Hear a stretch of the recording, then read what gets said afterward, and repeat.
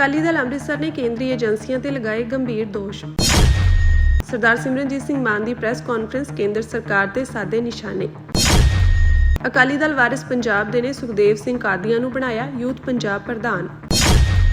ਇਹ ਗਵਰਨਮੈਂਟ ਨੇ ਕਿਉਂ ਇਹੋ ਜਿਹੀ ਸਾਜ਼ਿਸ਼ ਕੀਤੀ ਜਿਹਦੇ ਨਾਲ ਬਲੇਰ ਸਾਹਿਬ ਦੇ ਘਰ ਦੇ ਵਿੱਚ 4-5 ਬੰਦੇ ਚਿੱਟੇ ਕੱਪੜਿਆਂ ਦੇ ਨਾਲ, ਉਹਨਾਂ ਦੀ ਸਕੋਰਪੀਓ ਗੱਡੀ ਦੇ ਉੱਤੇ ਨੰਬਰ ਨਹੀਂ ਸੀ, ਉਹ ਕਿਉਂ ਜਾਣ ਦਿੱਤੇ ਤੇ ਉਹਦੀ ਤਫਤੀਸ਼ ਕਿਉਂ ਨਹੀਂ ਹੁੰਦੀ।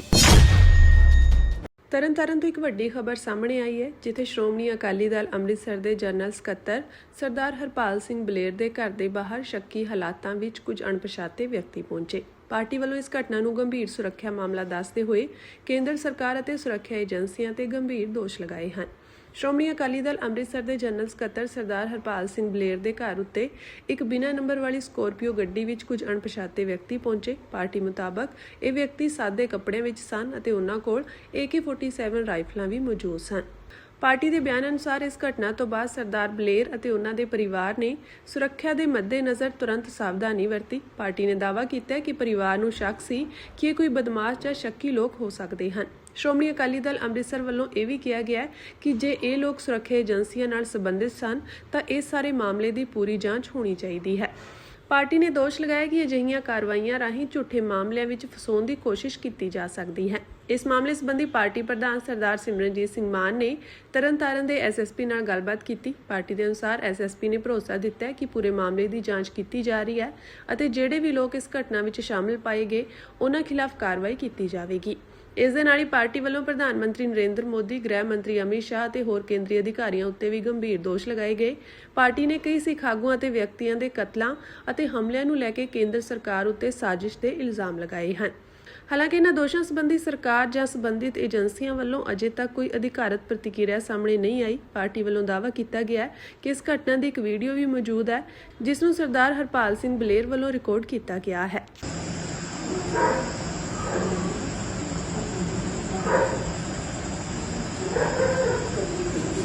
12 ਵਜੇ ਰਾਤ ਦੇ ਮੇਰੇ ਘਰ ਦੇ ਬੂਹੇ ਗੜੀ ਬੰਦੇ ਆ ਗੱਡੀ ਸਕਾਰਪੀਓ ਲਾਈ, ਨੰਬਰ ਨਹੀਂ ਹੈਗਾ ਇਹਦਾ। 12 ਵਜੇ ਆ ਰਫਲ ਪਾਈ ਨੇ, ਸਾਲਟ AK-47 ਪਾਈ ਨੇ।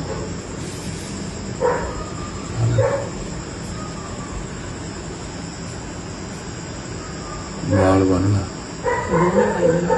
ਦੋਵਾਂ ਨੇ ਸਾਲਟਾਂ ਪਾਈਆਂ। 6 ਬੰਦੇ ਆ, 6 ਬੰਦੇ।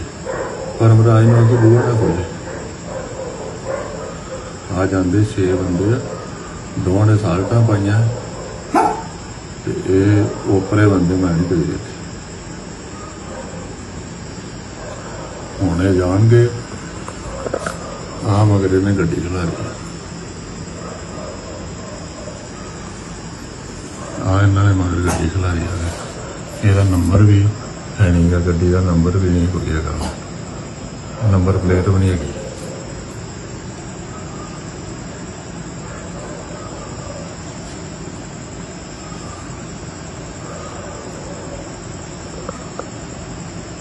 ਆ ਦੇਖੋ, ਆ ਦੇਖੋ,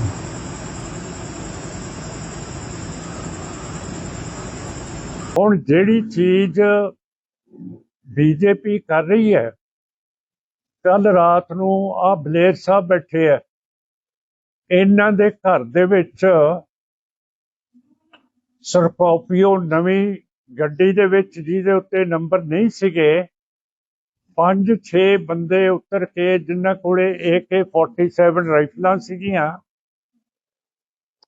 ਉਹ ਸਾਰਾ ਘੁੰਮ ਕੇ ਗਏ। ਜੇ ਬਲੇਰ ਸਾਹਿਬ ਦੇ ਘਰ ਦੇ ਵਿੱਚ ਉਹ ਸਮਾਨ ਸਿੱਟ ਜਾਂਦੇ, ਪਿਸਤੌਲ, ਗ੍ਰਨੇਡ, ਹੋਰ ਬਰੂਦ, ਫਿਰ ਅੱਜ ਬਲੇਰ ਸਾਹਿਬ ਇੱਥੇ ਨਹੀਂ ਸੀ ਬੈਠੇ ਹੋਣੇ। ਦੂਸਰੀ ਗੱਲ ਹੈ ਕਿ ਕਾਨੂੰਨ ਇਜਾਜ਼ਤ ਦਿੰਦਾ ਹੈ ਸੈਲਫ ਡਿਫੈਂਸ ਦੀ, ਤੇ ਜੇ ਬਲੇਰ ਸਾਹਿਬ ਜਿਨ੍ਹਾਂ ਦੇ ਕੋਲੇ ਅਸਲਾ ਹੈ ਉਹ ਸਾਰੇ ਮਾਰ ਦਿੰਦੇ, ਇਹਨਾਂ ਦੇ ਉੱਤੇ ਮੁਕੱਦਮਾ ਨਹੀਂ ਸੀ ਹੋ ਸਕਦਾ। ਇਹ ਗਵਰਨਮੈਂਟ ਨੇ ਕਿਉਂ ਇਹੋ ਜਿਹੀ ਸਾਜ਼ਿਸ਼ ਕੀਤੀ ਜਿਹਦੇ ਨਾਲ ਬਲੇਰ ਸਾਹਿਬ ਦੇ ਘਰ ਦੇ ਵਿੱਚ 4-5 ਬੰਦੇ ਚਿੱਟੇ ਕੱਪੜਿਆਂ ਦੇ ਨਾਲ, ਉਹਨਾਂ ਦੀ ਸਕੋਰਪੀਓ ਗੱਡੀ ਦੇ ਉੱਤੇ ਨੰਬਰ ਨਹੀਂ ਸੀ, ਉਹ ਕਿਉਂ ਜਾਣ ਦਿੱਤੇ ਤੇ ਉਹਦੀ ਤਫਤੀਸ਼ ਕਿਉਂ ਨਹੀਂ ਹੁੰਦੀ? ਇਹਨਾਂ ਨੇ ਸਾਜ਼ਿਸ਼ ਕਰਕੇ ਸਿੱਖਾਂ ਨੂੰ ਕੈਨੇਡਾ ਦੇ ਵਿੱਚ ਮਾਰ ਦਿੱਤਾ ਹੈ।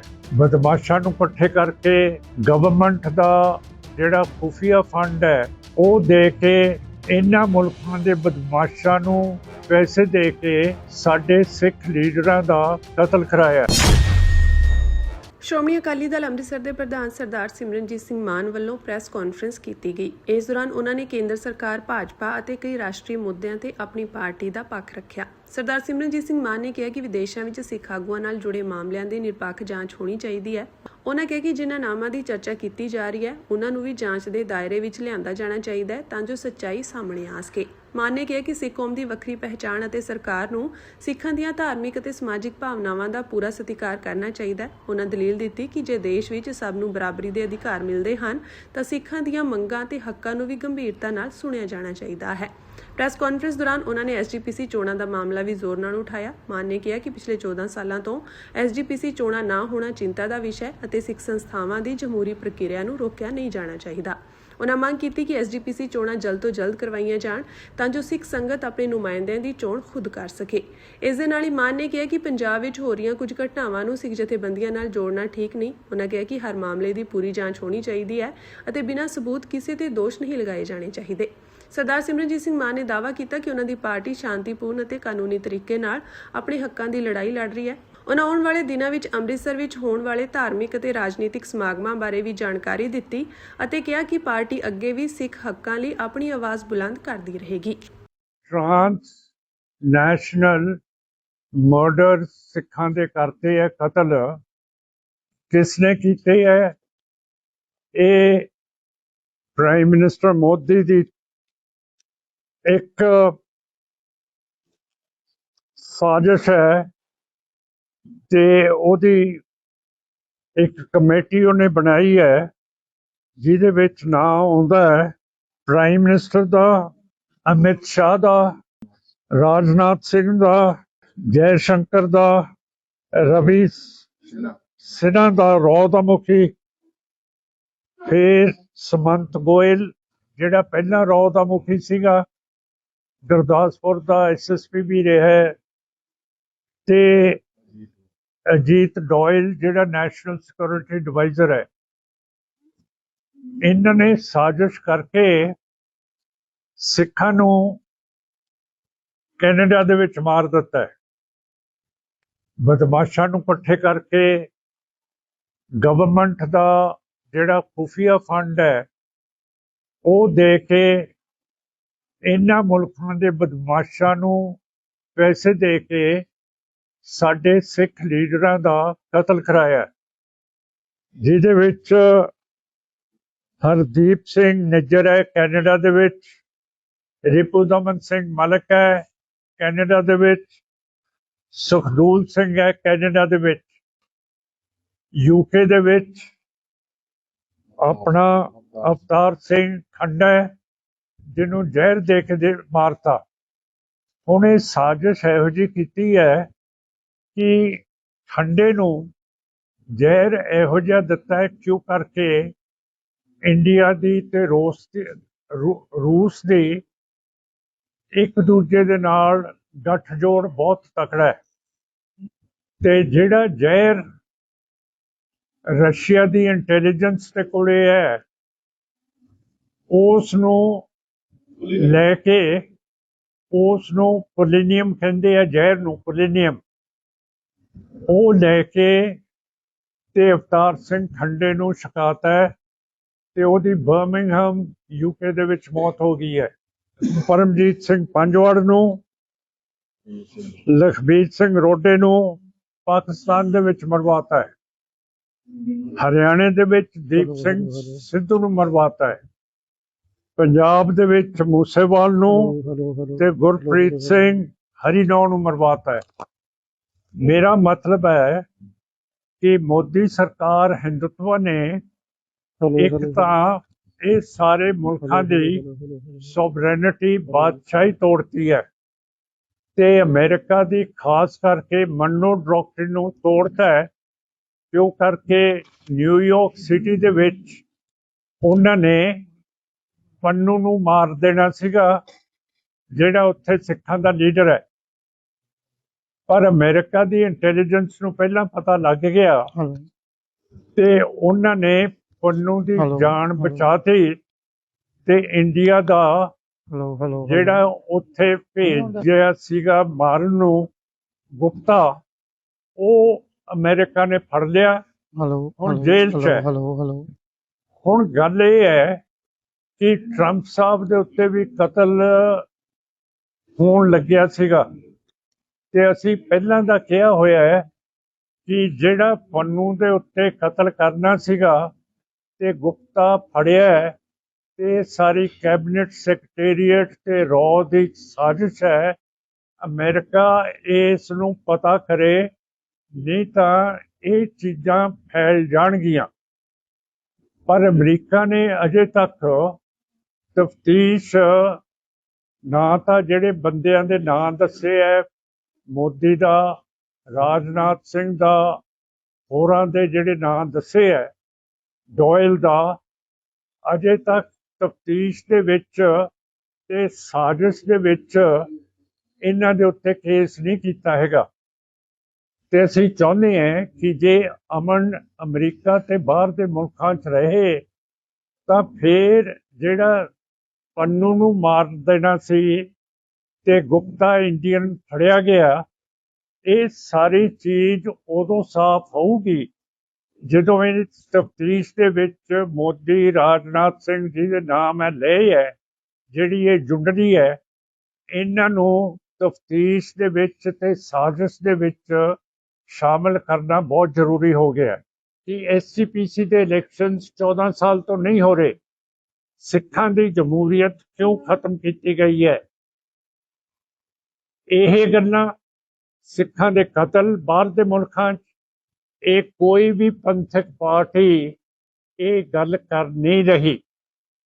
ਬੇਸ਼ੱਕ ਕਾਂਗਰਸ ਹੋਵੇ, ਬੇਸ਼ੱਕ BJP ਹੋਵੇ, ਆਮ ਪਾਰਟੀ ਹੋਵੇ, ਇਹ ਗੱਲ ਨਾ ਬਾਦਲ ਦਲ ਕਰਦਾ ਨਾ ਹੋਰ ਕੁਝ ਕਰਦਾ ਤੇ ਇਹ ਸਾਨੂੰ ਬੜੀ ਭਾਰੀ ਤਕਲੀਫ ਹੈ ਕਿ ਇਹ ਚੀਜ਼ਾਂ ਜਿਹੜੀਆਂ ਇਹ ਨੁਮਾਇੰਦਗੀ ਜਾਤ SGPC ਨੂੰ ਤੇ ਜਿਨ੍ਹਾਂ ਨੇ ਇਲੈਕਸ਼ਨਾਂ ਦੇ ਵਿੱਚ ਸਿੱਖਾਂ ਦੀ ਵੋਟ ਲੈਣੀ ਹੈ, ਬਾਦਲ ਕਿਹਾ ਨੇ, ਇਹ ਗੱਲ ਕਿਉਂ ਨਹੀਂ ਚੱਕ ਰਹੇ? ਸਾਰੀਆਂ ਗੱਲਾਂ ਜਿਹੜੀਆਂ ਇੰਟਰਨੈਸ਼ਨਲ ਪੱਧਰ ਦੇ ਉੱਤੇ ਸਿੱਖਾਂ ਦੇ ਉੱਤੇ ਹੋ ਰਹੀਆਂ, ਇਹ ਚੱਕਣੀਆਂ ਬਹੁਤ ਜ਼ਰੂਰੀ ਨੇ।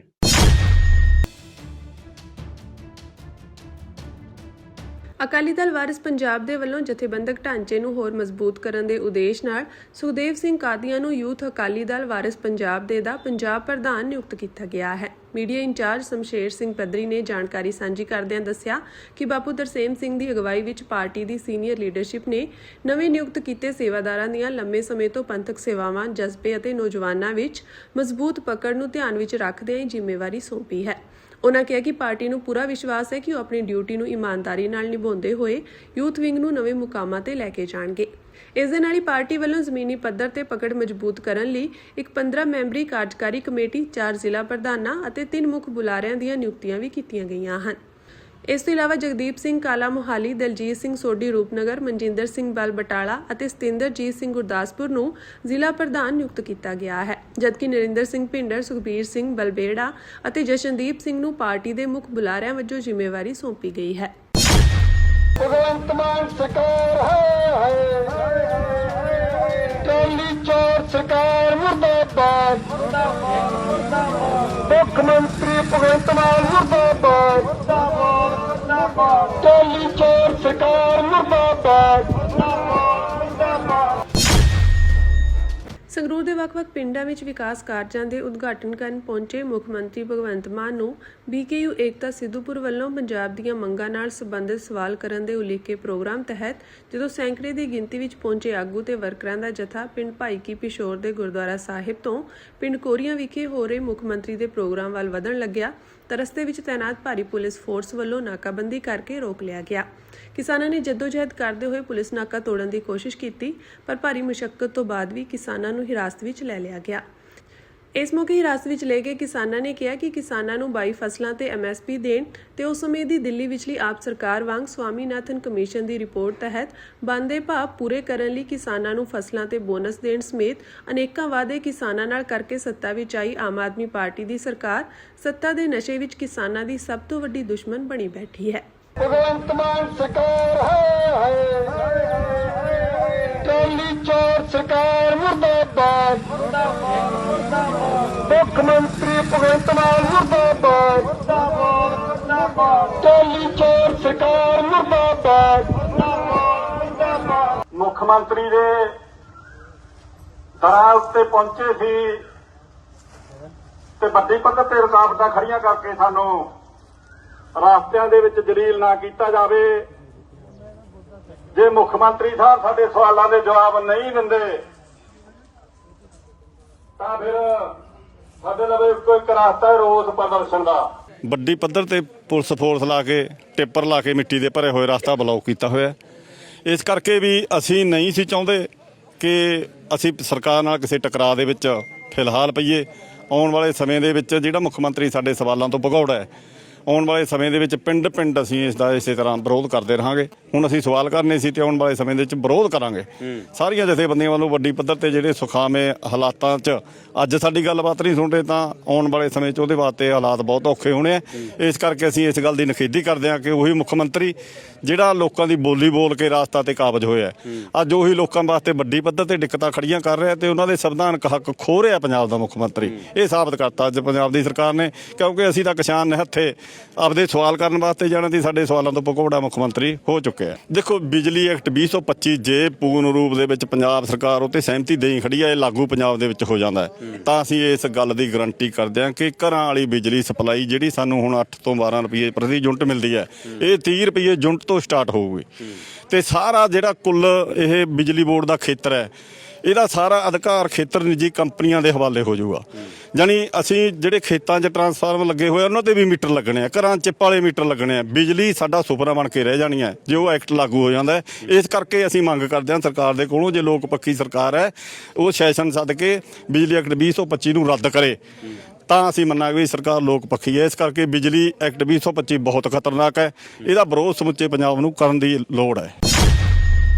ਸ਼੍ਰੋਮਣੀ ਗੁਰਦੁਆਰਾ ਪ੍ਰਬੰਧਕ ਕਮੇਟੀ ਨੇ ਸੰਗਤ ਅਤੇ ਗੁਰਦੁਆਰਾ ਸਾਹਿਬਾਨ ਨੂੰ ਸ੍ਰੀ ਗੁਰੂ ਗ੍ਰੰਥ ਸਾਹਿਬ ਮੁਹੱਈਆ ਕਰਵਾਉਣ ਦੀ ਸੇਵਾ 20 ਮਈ ਤੱਕ ਰੋਕਣ ਦਾ ਫੈਸਲਾ ਕੀਤਾ ਹੈ। ਪੰਜਾਬ ਸਰਕਾਰ ਵੱਲੋਂ ਜਾਗਤ ਜੋਤ ਸ੍ਰੀ ਗੁਰੂ ਗ੍ਰੰਥ ਸਾਹਿਬ ਸਤਿਕਾਰ ਐਕਟ 2026 ਪਾਸ ਕਰਨ ਮਗਰੋਂ ਸਿੱਖ ਸੰਸਥਾ ਸ਼੍ਰੋਮਣੀ ਕਮੇਟੀ ਨੇ ਸ੍ਰੀ ਗੁਰੂ ਗ੍ਰੰਥ ਸਾਹਿਬ ਜੀ ਦੇ ਪ੍ਰਕਾਸ਼ਨ ਅਤੇ ਸੰਗਤ ਦੀ ਮੰਗ ਅਨੁਸਾਰ ਸਰੂਪ ਦੇਣ ਦੇ ਨਿਯਮਾਂ ਵਿੱਚ ਕੀਤੀ ਜਾ ਰਹੀ ਤਬਦੀਲੀ ਦੇ ਮੱਦੇਨਜ਼ਰ ਇਹ ਫੈਸਲਾ ਲਿਆ ਹੈ। ਸ਼੍ਰੋਮਣੀ ਗੁਰਦੁਆਰਾ ਪ੍ਰਬੰਧਕ ਕਮੇਟੀ ਦੇ ਸਕੱਤਰ ਸਰਦਾਰ ਬਲਵਿੰਦਰ ਸਿੰਘ ਕਾਲਵਾ ਨੇ ਇਹ ਜਾਣਕਾਰੀ ਦਿੰਦਿਆਂ ਦੱਸਿਆ ਕਿ ਸ਼੍ਰੋਮਣੀ ਕਮੇਟੀ ਵੱਲੋਂ ਪਬਲੀਕੇਸ਼ਨ ਵਿਭਾਗ ਗੁਰਦੁਆਰਾ ਸ਼੍ਰੀ ਰਾਮਸਰ ਸਾਹਿਬ ਵਿਖੇ ਪੂਰੀ ਮਰਿਆਦਾ ਅਤੇ ਸਤਿਕਾਰ ਨਾਲ ਪਾਵਨ ਸ਼੍ਰੀ ਗੁਰੂ ਗ੍ਰੰਥ ਸਾਹਿਬ ਜੀ ਦਾ ਪ੍ਰਕਾਸ਼ਨ ਕਰਕੇ ਸੰਗਤ ਦੀ ਮੰਗ ਅਨੁਸਾਰ ਦੇਸ਼ ਦੁਨੀਆ ਅੰਦਰ ਗੁਰਦੁਆਰਾ ਸਾਹਿਬਾਨ ਵਿਖੇ ਮੁਹੱਈਆ ਕਰਵਾਏ ਜਾਂਦੇ ਹਨ। ਉਹਨਾਂ ਦੱਸਿਆ ਕਿ ਇਹ ਸੇਵਾ ਸਮੇਂ ਧਰਮ ਪ੍ਰਚਾਰ ਕਮੇਟੀ ਦੇ ਪ੍ਰਚਾਰਕਾਂ ਵੱਲੋਂ ਮੌਕੇ ਤੇ ਜਾ ਕੇ ਮਰਿਆਦਾ ਸੰਬੰਧੀ ਰਿਪੋਰਟ ਕਰਨ ਉਪਰੰਤ ਸ਼੍ਰੋਮਣੀ ਕਮੇਟੀ ਮੈਂਬਰ ਦੀ ਸਿਫਾਰਿਸ਼ ਨਾਲ ਪ੍ਰਕਿਰਿਆ ਪੂਰੀ ਕੀਤੀ ਜਾਂਦੀ ਹੈ।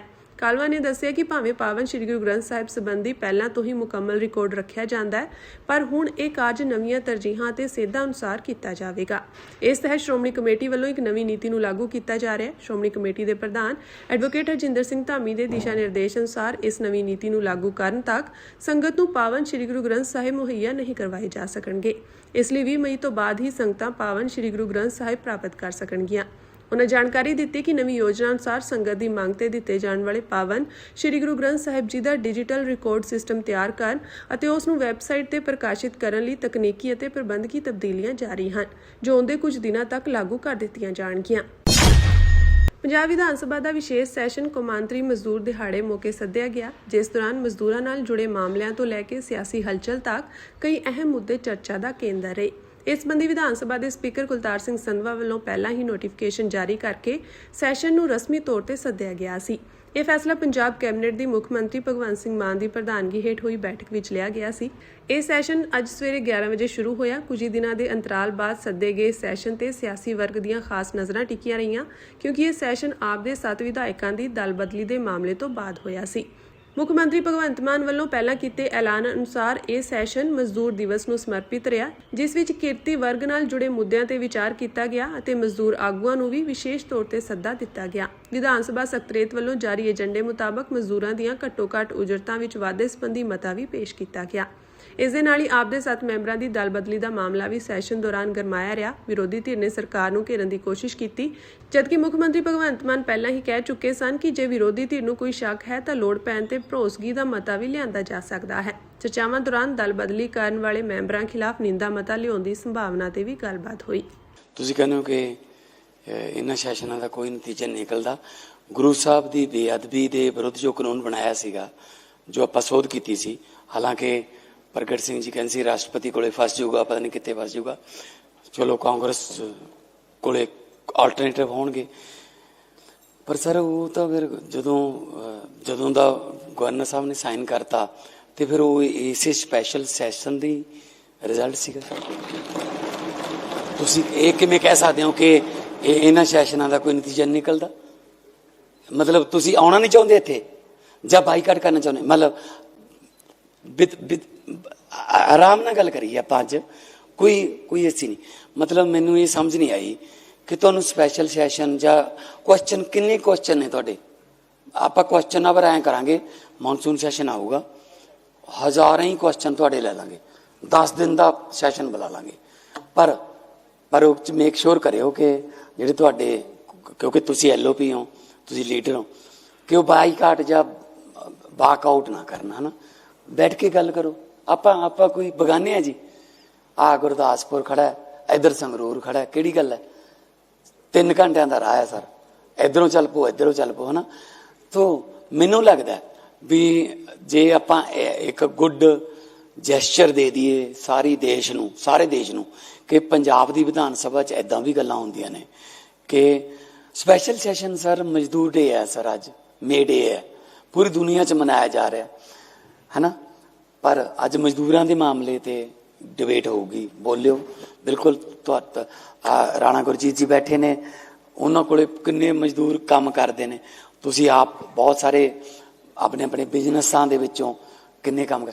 ਸੋ ਮੈਨੂੰ ਲੱਗਦਾ ਵੀ ਆਪਾਂ ਨੂੰ ਇਹ ਸੈਸ਼ਨ ਜਿਹੜਾ ਤੂੰ ਮੈਂ ਦੇ ਵਿੱਚੋਂ ਕੱਢ, ਸਪੀਕਰ ਸਾਹਿਬ ਇੱਕ ਤਾਂ ਹੈਲੋ, ਇਹ ਜਿਹੜੇ ਗਏ ਨੇ ਨਾ ਆਪਣੇ ਸੈਕਟਰੀ ਸਾਹਿਬ, ਉਹਨਾਂ ਕੋਲ ਜਦੋਂ ਬੋਲ ਰਹੇ ਹੋਣ ਤਾਂ ਉਹਨਾਂ ਦੇ ਅੱਗਿਓਂ ਕ੍ਰਾਸ ਨਹੀਂ ਹੋਣਾ ਚਾਹੀਦਾ। ਜੇ ਉਹਨਾਂ ਨੇ ਜਾਣਾ ਸੀਗਾ ਇੱਧਰ ਜਾ ਸਕਦੇ ਸੀ ਜਾਂ ਇੱਧਰ, ਕਿਉਂਕਿ ਮੈਂ ਪਾਰਲੀਮੈਂਟ 'ਚੋਂ ਸਿੱਖਿਆ ਇਹ ਕਿ ਕਦੇ ਵੀ ਸਪੀਕਰ ਜੋ ਬੋਲ ਰਿਹਾ ਉਹਦੇ ਸਾਹਮਣੇ ਉਹ ਕ੍ਰਾਸ ਨਹੀਂ ਕਰਨਾ। ਐਨੀਵੇ, ਤਾਂ ਗੁਰੂ ਸਾਹਿਬ ਦੀ ਬੇਅਦਬੀ ਵਾਲਾ ਸਪੈਸ਼ਲ ਸੈਸ਼ਨ 'ਚ ਹੀ ਆਇਆ ਸੀਗਾ। ਆਪਾਂ ਆਨੰਦਪੁਰ ਸਾਹਿਬ ਲੈ ਕੇ ਗਏ ਵਿਧਾਨ ਸਭਾ ਨੂੰ, ਸਪੈਸ਼ਲ ਸੈਸ਼ਨ ਹੀ ਸੀਗਾ ਜੀ। ਤਾਂ ਇੱਦਾਂ ਨਹੀਂ ਹੋ ਸਕਦਾ ਕਿ ਸਪੈਸ਼ਲ ਸੈਸ਼ਨ ਤਾਂ ਹੀ ਬੇਸਲੈਸ ਨੇ, ਮੀਨਿੰਗਲੈਸ ਨੇ।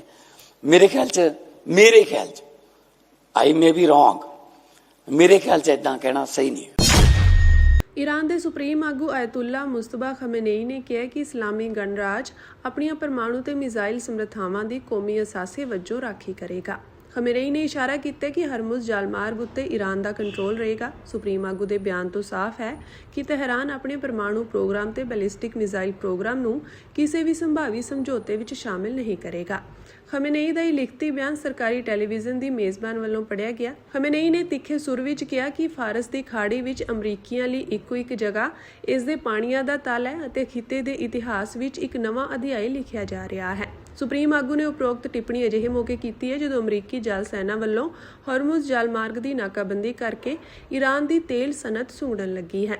ਮੁਸਤਫਾ ਖਮੇਨਈ ਜੋ 28 ਅਪ੍ਰੈਲ ਨੂੰ ਹੋਏ ਹਮਲੇ ਵਿੱਚ ਗੰਭੀਰ ਜ਼ਖਮੀ ਹੋ ਗਏ ਸਨ, ਉਹਨਾਂ ਨੇ ਕਿਹਾ ਕਿ ਖੁਦਾਏ ਕਰਮ ਅਤੇ ਤਾਕਤ ਨਾਲ ਫਾਰਸ ਦੀ ਖਾੜੀ ਖੇਤਰ ਦਾ ਉਜਵਲ ਭਵਿੱਖ ਅਮਰੀਕਾ ਤੋਂ ਬਿਨਾਂ ਹੋਵੇਗਾ, ਅਜਿਹਾ ਭਵਿੱਖ ਜੋ ਆਪਣੇ ਲੋਕਾਂ ਦੀ ਤਰੱਕੀ, ਆਰਾਮ ਅਤੇ ਖੁਸ਼ਹਾਲੀ ਨੂੰ ਸਮਰਪਿਤ ਹੋਵੇਗਾ।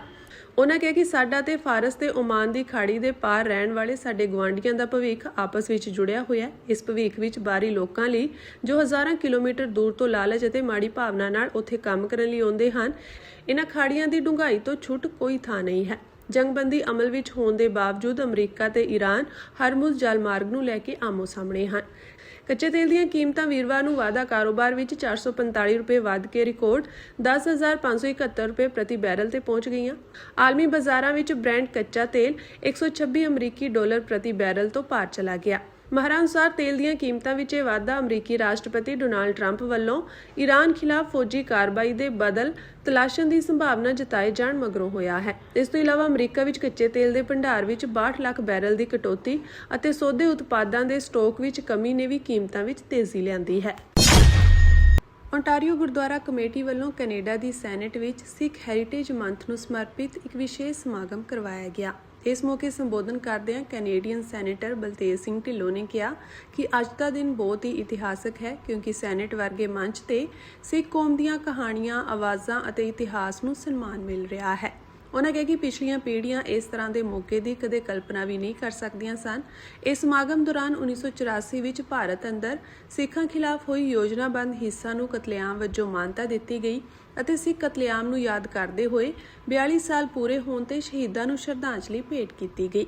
ਸੈਨੇਟਰ ਬਲਤੇਜ ਸਿੰਘ ਢਿੱਲੋਂ ਨੇ ਕਿਹਾ ਕਿ ਇਸ ਇਤਿਹਾਸ ਨੂੰ ਯਾਦਗਾਰ ਵਜੋਂ ਮਨਾਉਣ ਅਤੇ ਯਾਦ ਰੱਖਣਾ ਬਹੁਤ ਜ਼ਰੂਰੀ ਹੈ ਤਾਂ ਜੋ ਸੱਚਾਈ ਅਤੇ ਸ਼ਹੀਦਾਂ ਦੀ ਇੱਜ਼ਤ ਕਾਇਮ ਰਹੇ ਅਤੇ ਉਹਨਾਂ ਪਰਿਵਾਰਾਂ ਦੇ ਦੁੱਖ ਨੂੰ ਸਮਝਿਆ ਜਾ ਸਕੇ ਜੋ ਅੱਜ ਵੀ ਇਸ ਦਰਦ ਨੂੰ ਚੱਲ ਰਹੇ ਹਨ।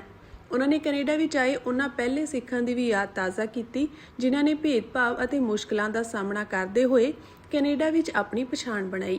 ਇਸ ਮੌਕੇ ਕਈ ਕੈਨੇਡੀਅਨ ਸੰਸਦ ਮੈਂਬਰਾਂ ਅਤੇ ਸੈਨੇਟਰਾਂ ਨੇ ਵੀ ਹਾਜ਼ਰੀ ਭਰੀ, ਜਿਨ੍ਹਾਂ ਵਿੱਚ Sukh Dhaliwal, Dalwinder Gill, Heather McPherson, Elizabeth May, Paulette Senior, Bev Busson, Muhammad Rawalia, Pierre ਰੈਂਗੁਏਟ, Christopher Wallace, Donna Dasko, Yuen Woo, Hassan Yussuff, Mary E Robinson, John McNair, Rebecca Alty, Ruby Sahota, Gurbakhsh Saini, Tim Singh Uppal, Jagsharan Mahal, Jasraj Singh Hallan, Garnett Genuis ਸਮੇਤ ਕਈ ਹੋਰ ਸ਼ਾਮਿਲ ਸਨ। ਇਹਨਾਂ ਸਭ ਨੇ ਸਿੱਖ ਕਤਲੇਆਮ ਨੂੰ ਯਾਦ ਕਰਦਿਆਂ ਇਕਜੁੱਟਤਾ ਅਤੇ ਸਨਮਾਨ ਦਾ ਪ੍ਰਗਟਾਵਾ ਕੀਤਾ।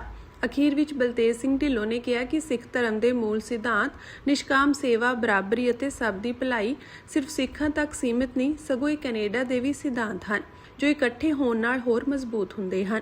This year we mark 42 years since the 1984 Sikh genocide. Thousands of lives were lost, families were shattered. That chapter of history deserves to be named, honored, and never forgotten, and the children of those families continue to carry that trauma with them today. Today we recognize what happened in 1984 as genocide. To name it as genocide is not to remain trapped in pain. It is to honor truth, memory, accountability, and the dignity of whose lives were taken and whose families carry that grief. That recognition has also been echoed beyond the Sikh community. In 2017, the Legislative Assembly of Ontario passed a motion recognizing the 1984 and Sikh violence as genocide. In the United States, the California legislature adopted a resolution condemning the November 1984 anti-Sikh violence in India as genocide. And that resolution notes similar recognitions by New Jersey and Pennsylvania. Remembrance is not an act of division. It is an act of responsibility. It reminds us that when any community is targeted for who they are, all of us have a duty to stand for truth, justice, and human dignity. And from that wound, the Sikh community did not turn inward. It continued, as it always has, to serve. I want to acknowledge my colleagues who are helping host this event. MPs Sukh Dhaliwal, he's here somewhere, right? Oh, and you have a very bright orange today color tie, and I missed you. I'm so sorry. It's because Heather is right next to you. We remember the thousands of innocent Sikh men, women, children who lost their lives in the genocide of 1984. Their memory calls us not only to acknowledge history, but to reaffirm our shared commitment to justice, human rights, and dignity for all. At the same time, Sikh Heritage Month offers us an opportunity to celebrate the rich contributions of Sikh Canadians to our country, from public service, from the leadership in the community. We see that's well alive and well here today. In fact, in every part of this sphere in Canada, Sikhs have worked hard over the past 130 years to make this country a stronger country that is today. Sikh Heritage Month is an important time. It is a chance to recognize the history, faith, values, and contributions of Sikh Canadians. It is also a chance to reflect on lessons that still matter today. The Sikh community has given so much to Canada through hard work, service, kindness, and faith. Sikh Canadians have helped build our country. We see this in businesses, in public service, in leadership, and in everyday acts of care and seva. Sikh Heritage Month is also a reminder of the values that have long guided the Sikh community: honesty, service, courage, and respect for the dignity of every person. These are not only Sikh values, these are the Canadian values too. They remind us that a strong country is built when people live with integrity, help one another, and treat every person with dignity and respect. But today also carries weight. This reception is, of course, in recognition of the Sikh Heritage Month and to commemorate the 1984 Sikh genocide. April is a very special month in the Sikh calendar. It is this month where Guru Gobind Singh initiated a community that embodies equality, justice, and community service. Today, the Sikh community in Canada is a beacon of hope and kindness to all. I'm often reminded of the phrase that my friend Jagmeet Singh taught me, Chardi Kala, or rising spirits. I know those of us in this room heard him tell that story many times. It's the idea of encouraging resilience in the face of difficult challenges. And as we honor the Sikh community today, we should also reflect upon the actions of the Government of Canada and the actions that the government has yet to take to support Canadian Sikhs.